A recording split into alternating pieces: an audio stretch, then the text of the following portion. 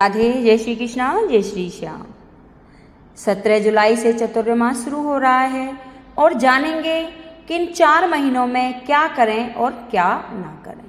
चतुर्मास का आरंभ 17 जुलाई देवसोनी एकादशी तिथि से हो रहा है और 12 नवंबर देवउठनी एकादशी को समापन होगा। ज्योतिष शास्त्रों में चतुर्मास में किए जाने वाले कुछ नियम बनाए गए हैं।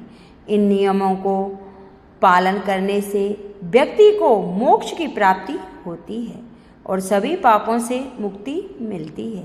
आइए जानते हैं चतुर्मास के दौरान क्या करना चाहिए और क्या नहीं करना चाहिए। आषाढ़ मास के शुक्ल पक्ष की एकादशी तिथि को चतुर्मास का प्रारंभ हो जाता है और इस बार यह तिथि 17 जुलाई दिन बुधवार को है। इस तिथि को देवसेनी एकादशी के नाम से भी जाना जाता है। देवसेनी एकादशी के दिन से भगवान विष्णु क्षीर सागर में योग निद्रा के लिए चले जाते हैं। तभी से 4 महीने का चतुर्मास शुरू हो जाता है।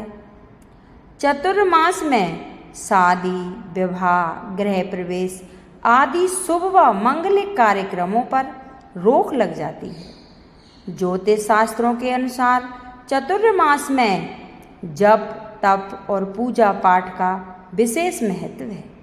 ऐसा करने से आत्मा की शुद्धि होती है और अक्षय पुण्य की प्राप्ति होती है। आइए जानते हैं चतुर्मास का महत्व और इन 4 महीनों में क्या करना चाहिए। चतुर्मास की शुरुआत आषाढ़ मास के शुक्ल पक्ष की एकादशी तिथि 17 जुलाई से हो रही है और कार्तिक मास के शुक्ल पक्ष की एकादशी तिथि को 12 नवंबर को समापन हो रहा है। चतुर्मास में 4 महीने होते हैं जो सावन, भाद्रपद, अश्विनी और कार्तिक मास है। चतुर्मास में भगवान विष्णु योग निद्रा में चले जाते हैं और फिर भगवान शिव 4 महीनों के लिए सृष्टि का संचालन करते हैं।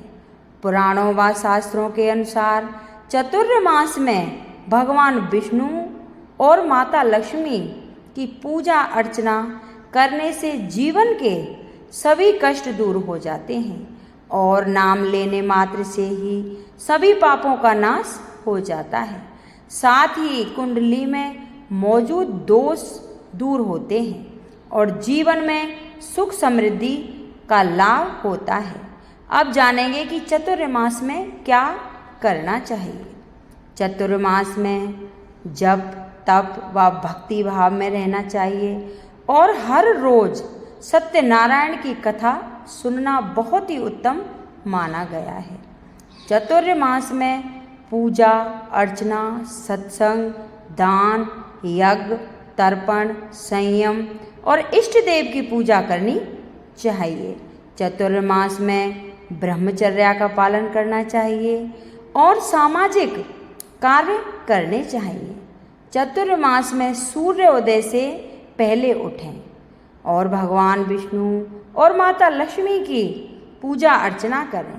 साथ ही हर रोज विष्णु सहस्त्र नाम और कनक धारा स्तोत्र का पाठ करें।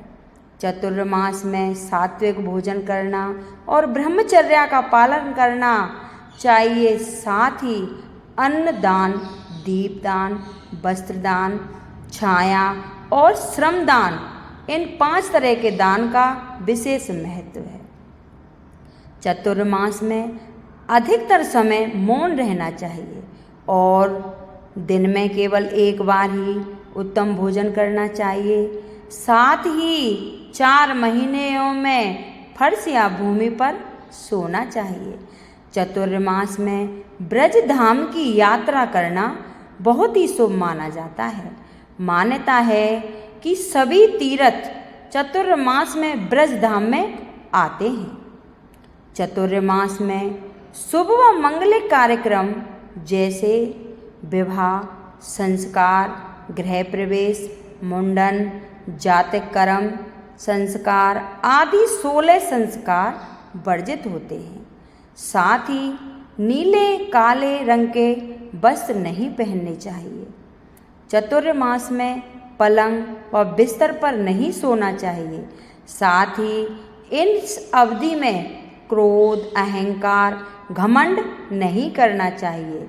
चातुर्मास में ब्रज धाम को छोड़कर अन्य जगहों की यात्रा नहीं करनी चाहिए।